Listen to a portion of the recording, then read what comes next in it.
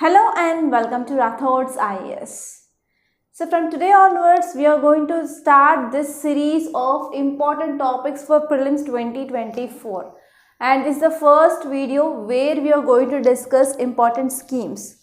So I'm thinking like within 5 videos or the classes, we are going to complete entire schemes which are there in the news this year. Why? Because we can expect like 30 to 40 topics where you can get questions in your UPSC prelims examination. And in this series of videos, we are going to cover the very important topics, okay, where they are in news. And we can expect like some questions for sure. There will be the questions in your prelims 2024. Okay, and we are going to complete all the important topics as soon as possible. Okay, so please watch the series till last video so that there will be high chance of clearing prelims. So this is 100% I am saying. So now we are going to see around 5 to 6 schemes which are in news, and we are going to see exclusively new schemes. Okay, so let's get started without wasting any time. So first scheme, it is about Pradhan Mantri Suryodaya Yojana, and this is very important and this is new scheme as well. So recently our Prime Minister, he launched this Pradhan Mantri Suryodaya Yojana. It is a pioneering government initiative. So this Suryodaya Yojana, which is focusing on installing rooftop solar power systems. Okay, so it is focusing on rooftop solar power systems in 1 crore households. So whenever you are reading schemes, so there will be some tricky areas, like you have to know what is the full form of that scheme. So first one is what is the full form, and second one is you have to see like what are the aims and objectives, and second one is target year. You have to see this, and you have to see like under which ministry it is taking care of, and next one is whether it is central sector scheme or centrally sponsored scheme. You have to know first of all the difference between this central sector and centrally sponsored scheme. Central sector means 100% of funding that will be given by central government, and central sponsored scheme means funding will be shared between the states and as well as center. Okay, 100% funding will be given by center for center sector, and for centrally sponsored scheme there will be the division of funds between state and center, and this area also you can get question. So these are the 5 to 6 areas where you have to focus and even number. So the important aim and the target of this Pradhan Mantri Suryodaya Yojana is to provide the solar power systems in 1 crore. So here the number can be changed to 100 households or 1000 crore or 2 crores like that. So it is for 1 crore. You have to remember this as well. So Suryodaya Yojana, it is regarding rooftop solar power systems, and that too in 1 crore families or 1 crore households. And what are the details? So actually it is not like the new scheme, but already this scheme came up in year 2014. It is related to rooftop solar program, and this initiative is the backdrop of already existing program of 2014, that is rooftop solar power. And this ambition of this scheme of rooftop solar program is to achieve 40 gigawatts of cumulative installed capacity, and target year was like 2022, and it has later extended to 2026, and now we came up with this scheme of Pradhan Mantri Suryodaya Yojana recently. And the important objective of this scheme, which is already existing, that is rooftop solar program scheme, it is to install solar power systems on residential rooftops, okay, so that it will be benefiting again 1 crore households. So target year is 1 crore households only. And if you see like this initiative which is helpful, how it is helpful. So if you are having this solar electricity, we can decrease the electricity bill, right? So first one is it can reduce electricity bill, and not only that, even we can become like self-reliance in this energy sector. So as you all know that we are having different types of energy like thermal energy, hydropower energy, like that, right? And we have solar, we have wind, etc. So we have both renewable and non-renewable energy sources. So if we're talking about the present energy we are using here is mostly coming from this thermal power. Okay, so that coal we are importing because India is not having the very good quality of coal like bituminous or anthracite, right? So because of this, if you are focusing on this tapping of as much as solar energy, so this will be helpful for self-reliance in this energy sector. So these are the possible outcomes. Okay, and this scheme is new attempt to help to reach the target of 40 gigawatts of rooftop solar capacity. Okay, so this is about this first scheme. And what is eligibility here? Who are eligible? So applicants, they are to be permanent residents of India, and the annual income of applicants should not be more than 1 or 1.5 lakhs per year, and necessary documents need to be submitted accurately, and applicants should not be engaged in any government service. That means they should not have any government job. Okay, so these are the eligibility criteria to get under this scheme. And second important scheme is Pradhan Mantri Uchatar Shiksha Abhiyan. Name here is PM Usha. Usha is my name, right? So in that way you can remember. So PM Usha scheme. So PM Usha is nothing but Pradhan Mantri Uchatar Shiksha Abhiyan. So what happened recently, why it is in news? Because Uttar Pradesh secured rupees 740 crore rupees under this Pradhan Mantri Uchatar Shiksha Abhiyan, that is under this PM Usha program. So it was initially launched as Rashtriya Uchatar Shiksha Abhiyan, that is RUSA. So already you might be knowing about this scheme if you are preparing like for many years, but if you are a beginner you might not knowing about this scheme. But this PM Usha scheme, it was like initial scheme, that is RUSA, in 2013, and was renamed as this PM Usha in 2023. So in 2023 only the rename of this RUSA to PM Usha happened. Okay, so this is very important point. And what are the objectives? So objective, it is focusing on especially higher education. So Usha teacher is teaching you current affairs. Usha teacher is giving you knowledge, right? So here in this way you can remember. So this PM Usha scheme, it is related to higher education institutions.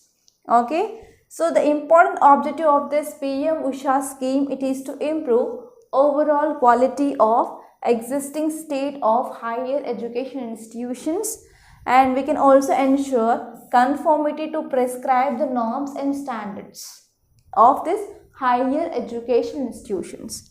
And which is the concerned ministry here? Education, that is Ministry of Education, obviously. And this is a centrally sponsored scheme.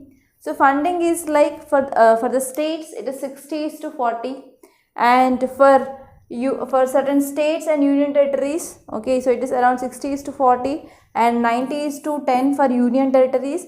Okay, so union territories without legislature, they will be receiving 100% center funding for this scheme. So in this way you have to remember like which is the concerned ministry and which type of scheme it is and what is the funding pattern. And next, what are the salient features? As I said, this scheme which is related to higher education, that means we will be having universities, right? So we will be having universities. So here the first important salient feature here is, so this scheme which is giving support of rupees 100 crore of 35 state universities for multidisciplinary education, okay, and also research and transformation. And even they will be focusing on establishment of model degree colleges. So degree, that is nothing but higher education. and it will also grants will be given for the improving of the strength of universities, and not only universities and colleges, but they are also focusing on remote areas, left wing affected areas, aspirational districts, and where there is low gross enrollment ratio. So in these regions especially they are increasing their focus. And even they are going to give support or aid to state governments for gender inclusion, for equity, for employing this ICT based technology and skills. So for this programs also this scheme is very important. And even this scheme it is as per alignment with our national education policy as well. So these are some salient features. So what is significance? So whenever we are giving some boost, whenever you are giving some aid, whenever we are helping for technology, automatically it will transform our higher education. Isn't it? Yes or no? Yes. And next one is, it is in conscience with the objective of national education policy. And even we can promote quality, equality and innovation in this higher education. So these are some important things that you have to remember from this PM Usha scheme. And next important scheme is Aditi. So what is this Aditi? Aditi refers to aiding development of innovative technologies with IDEX. It is very important. So IDEX is related to your defense. Okay, it is related to defense. So if you see why this scheme is in use. So recently aiding development of innovative technology with IDEX, that is Aditi scheme, was launched by Department of Defense Production. Okay, so which department? That is Department of Defense Production recently launched this scheme of Aditi, and there is a high chance of getting question regarding this. And what are the objectives? So they are focusing on creation of environment which supports innovation, which supports technology development in this defense and even in aerospace. So how we can engage with industries, we can engage with the startups, we can engage with this academia, so that we can promote technology and innovation in this defense sector. So which is a concerned ministry? That is Department of Defense Production, right? I think it is very easy now, right? You can remember the things. I hope so. So what are the salient features? As you know, it is focusing on improving of innovations and technology. So first one is, we are promoting innovations in critical and strategic defense and aerospace sector. And we are also focusing on explosives, armaments, aerospace, even surveillance purpose, and production of sensors, propulsions, and even use of artificial intelligence and other future technologies. So in all these areas we are focusing on. And it also aims to develop about 30 deep technical critical strategic technologies. We are also developing some critical technologies. Okay, and technology watch tool also we are coming up. So this technology watch tool that will going to bridge the gap between the armed forces requirement and what exactly the innovation system that we have. Okay, so these are some important salient features of this scheme. And what will be the benefits? If you are focusing on the defense, actually if you see the data in your economy, so most of our defense equipment we are getting from other countries. We are not self-sufficient in this defense technology, right? We are getting our defense from Russia, Israel. So even recently one report by CIPRI says that we are getting more and more arms from Russia and even other European countries and even US. Yes or no? So whenever we are improving our defense technology and whenever we are providing conducive environment for development and innovation in this sector, so we can reduce our import and we can reduce our import dependence on these critical technologies, and India will become self-reliant. And the development of advanced technologies that will also boost our defense environment and defense capabilities and preparedness for wars against our enemy countries. And even we can also ensure collaboration between industries, between academia, armed forces. So in this way here knowledge enhancement will happen. And next one is this scheme will also stimulate technology innovation and also manufacturing, and even we can create jobs. So you can see like the data of increasing of unemployment rate is happening. So to control that, we can also have this type of scheme such that we can encourage employment generation in our country. Okay, so this is about this scheme. And next one is Vaibhav scheme. Okay, next one is Vaibhav scheme. So what is this Vaibhav? So Vaibhav is nothing but Vaishvik Bharatiya Vaignanik Fellowship Program. So the name itself is saying that it is regarding Vaignanik. Vaignanik means science, technology, right? So I don't know much translation here, okay? So here Government of India launched Vaishvik Bharatiya Vaignanik Fellowship Program. So fellowship is nothing but giving some support, right? So here the important aim of this Vaibhav fellowship scheme is to connect Indian science, technology, engineering, mathematics and medicine, that is STEM diaspora. So diaspora is nothing but the people of India who are living in other countries. So they are called as diaspora, okay? So we are connecting Indian diaspora who are working in these fields of science, technology, engineering, mathematics and medicine with academic and research and development institutions in India, so that we can have collaboration research. So which is the nodal ministry? That is Department of Science and Technology, okay, which comes under Ministry of Science and Technology, which is a nodal agency. And what is the eligibility criteria? So applicant should be NRI or person of Indian origin, because we are talking about diaspora here. So Indians, you are not eligible, okay? This is the one important point you have to keep in your mind. And next one is overseas citizen of India. So who are the people collectively like currently they are living in abroad. So those are the eligible people like NRIs, people of Indian origin, and overseas citizen of India, and people who are currently living in other countries or in abroad. The applicant must have obtained PhD, MD or MS degree from a recognized university. So they have to work, okay, they have to do these things. And applicant must be a researcher engaged in overseas academic, research or industrial organization, and they have to prove that they had a track record of research and development and working in around like top 500 world university ranking institutes. So this is about this eligibility criteria. And what are the features of this scheme?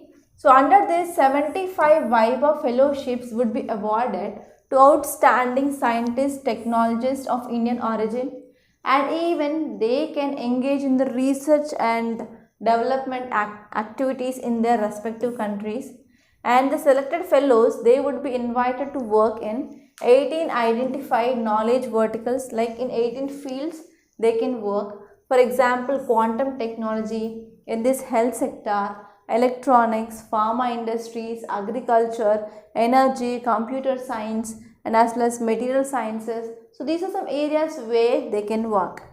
And this Vaibhav fellowship would identify an Indian institution so that we can come up with a collaboration as well. So here we can spend around 2 months in a year for maximum of 3 years, so that we can have collaboration between them and Indian universities or Indian institutions.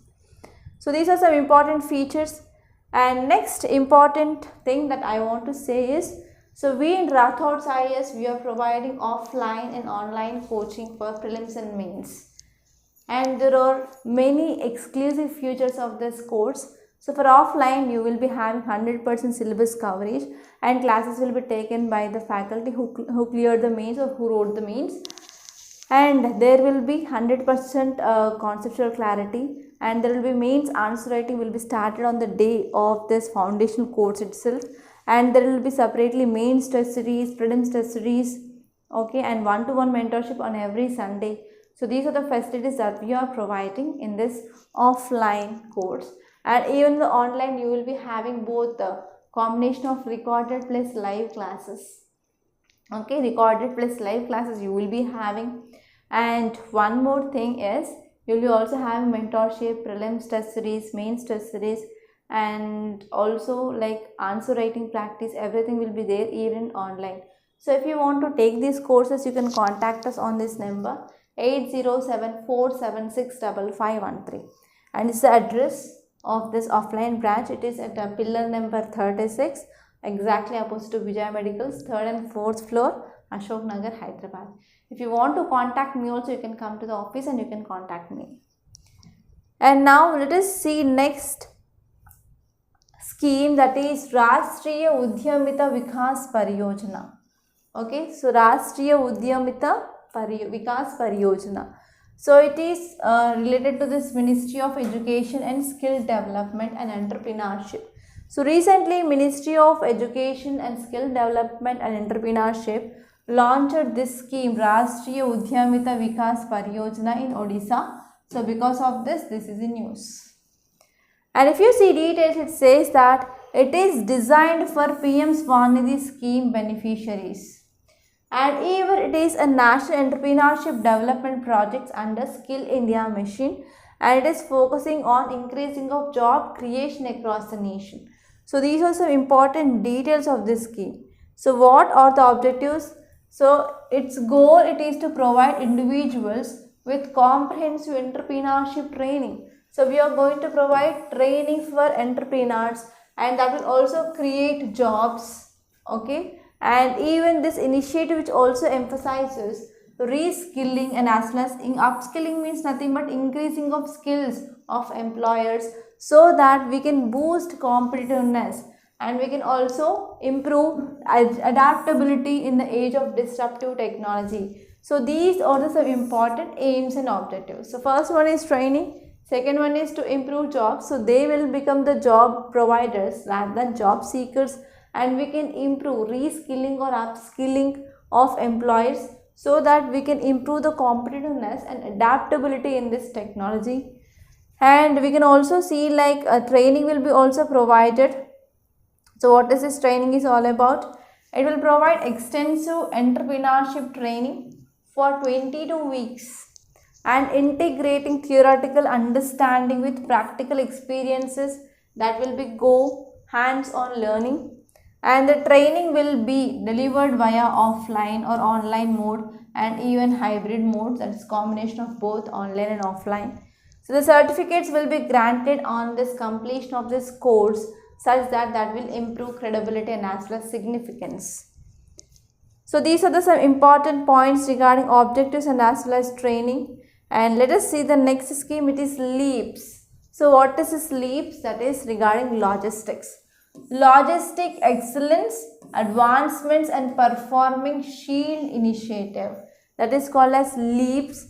Okay, so Department for Promotion of Industry and Training and Industry and Internal Trade, that is DPIIT, that is Department for Promotion of Industries and Internal Trade. So which mainly comes under Ministry of Commerce and Industry. So Ministry of Commerce and Industry organized this LEAPS valedictory session in this New Delhi recently. And what is the aim? Aim it is to start or to support startups, and we can also improve the access to funding, mentorship and global connections.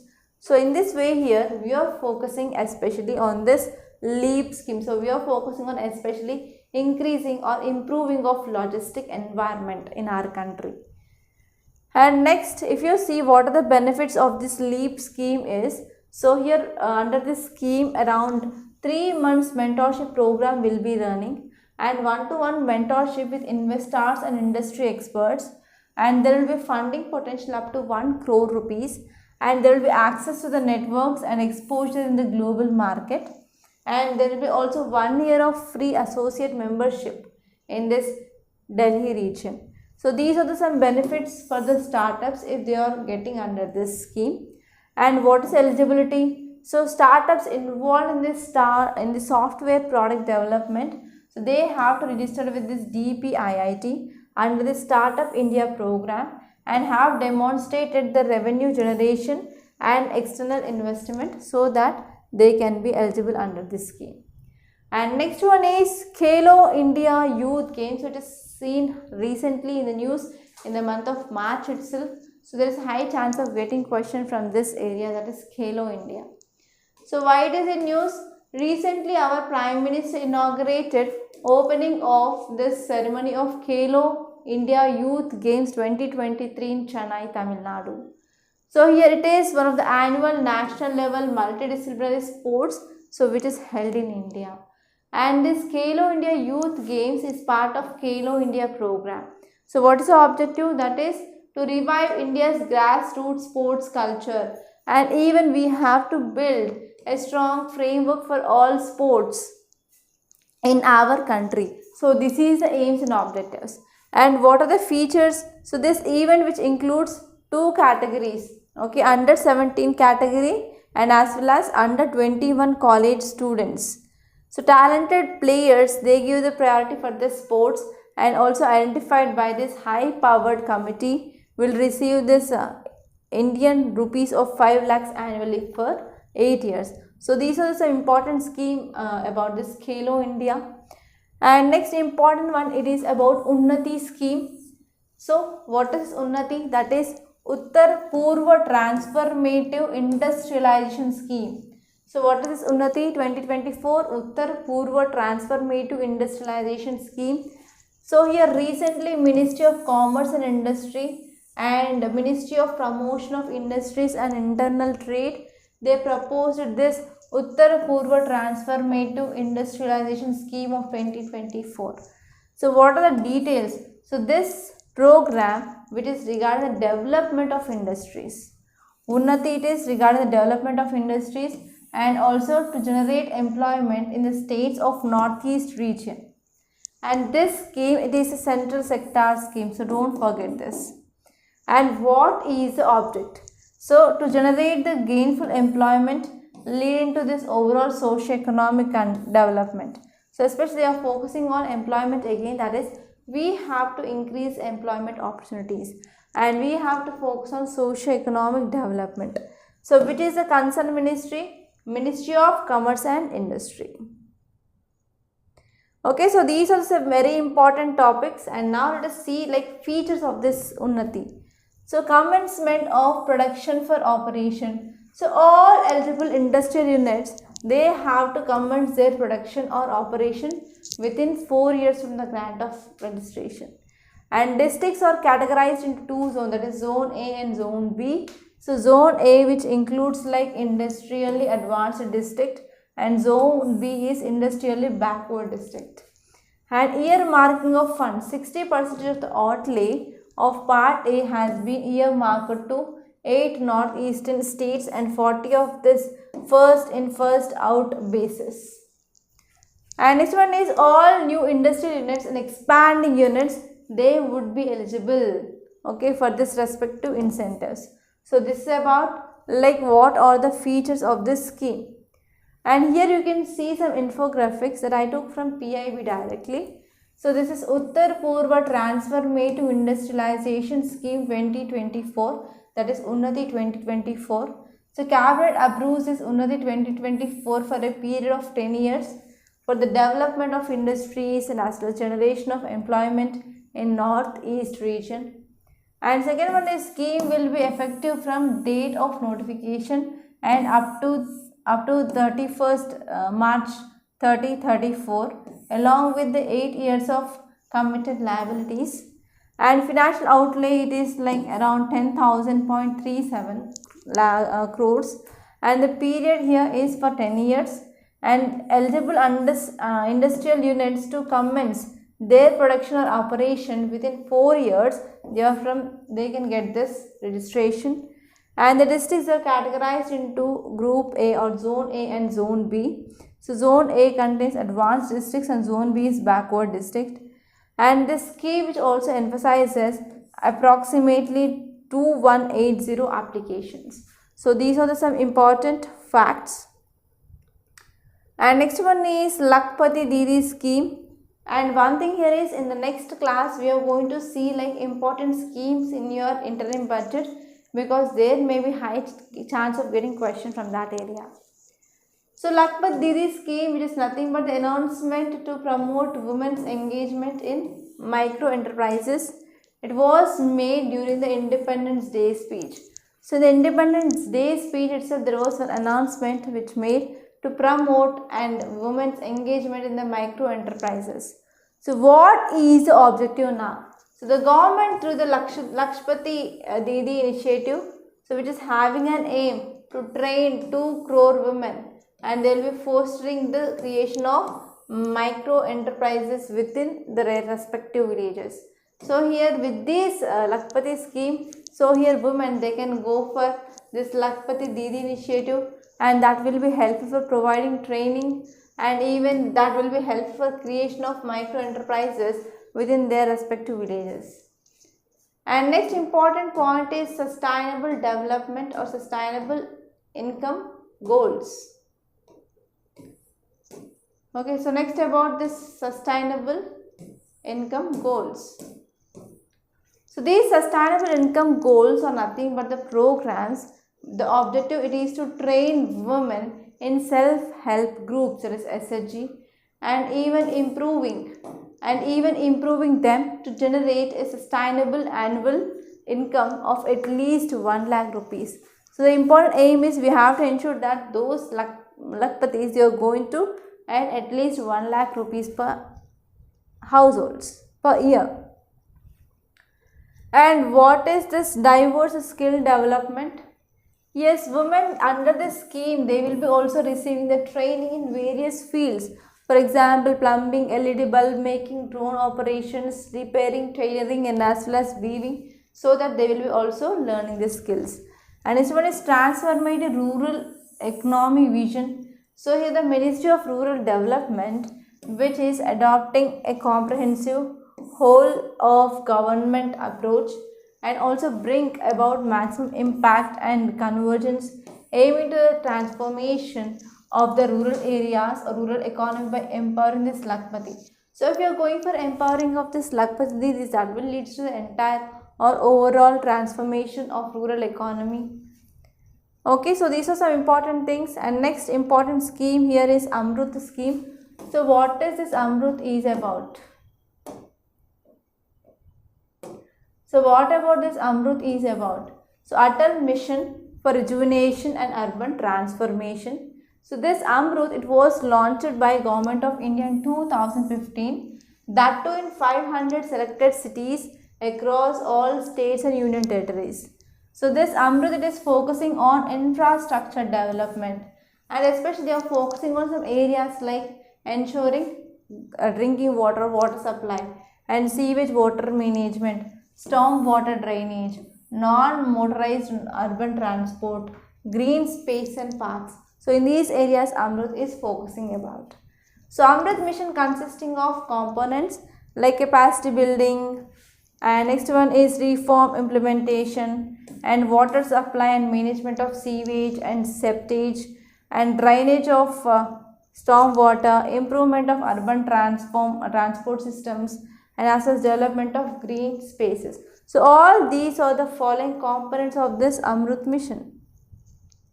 And what are the objectives of this Amrut? So it will be helpful to ensure a proper supply of water.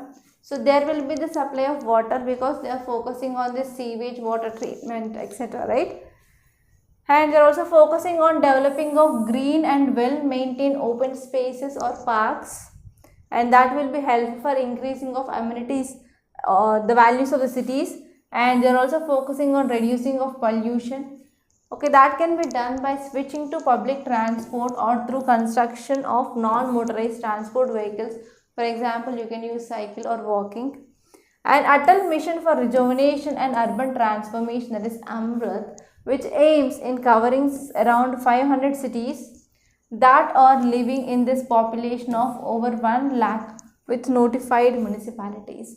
So these are some important objectives of this Amrut scheme. Okay, so this is infographic. So they are focusing on some areas like water supply, sewage facilities and septage management, pedestrian, non-motorized public transport facilities and parking spaces. They are very good. And next one is creating and upgrading green spaces, parks and recreation centers. Next one is storm water draining to reduce flooding. So these all are the problems. And this is also one important infographic that I took from directly government website. That is ensuring a planned urban transformation. Atal Mission for Rejuvenation and Urban Transformation, launched on 25th June 2015. Okay. So actually they are focusing on developing of about 500 cities with a population of 1 lakh or more than, or covering approximately. And this one is total outlay of 1 lakh crore including central assistance. It is around rupees 50,000 crore from 2015-16 to 2019-20. So this number is exclusive and not at all important. And what are the important features? As I said, water supply, sewage and septage management, storm water drainage, green spaces and parks, and non-motorized urban transport, and as well as capacity building. So these are some important 5 areas of this scheme. And I want to give you some practice questions. So till now I did with important schemes that are present in month of February and as well as March. So I want to give you some practice questions. You have heard the class, right? So something you are retaining in your brain. So let us practice these questions. So I am not going to give you answer. Answer you have to give in the comment box. So I will just read out the question. Consider the following statements about this PM Usha scheme. Okay, it is my scheme. So it is a centrally sector scheme aimed at providing strategic funding to higher education institutions throughout the country. So you have to see whether it is central sector or not. And as far as PM Usha targets remote left-wing extremism affected areas with low gross enrollment ratio exclusively. So out of this, how many statements are correct? Okay, only one statement is correct, or both 1 and 2 are correct. So please let me know your answer. And if you see next question, it is very easy. What is the main objective of Lakpati Didi scheme? So you can see these options and please let me know which is the correct answer for this question. Option A is providing free education. No. Promoting women's political participation. And C is creating prosperous women entrepreneurship in villages, offering healthcare services to rural women. So please let me know your answer. And next one is, consider the following statements about Vaibhav scheme. Vaibhav, it is regarding science, maths, medical. So the scheme which aims to connect Indian STEM diaspora with Indian academic and research institutions for collaboration research work.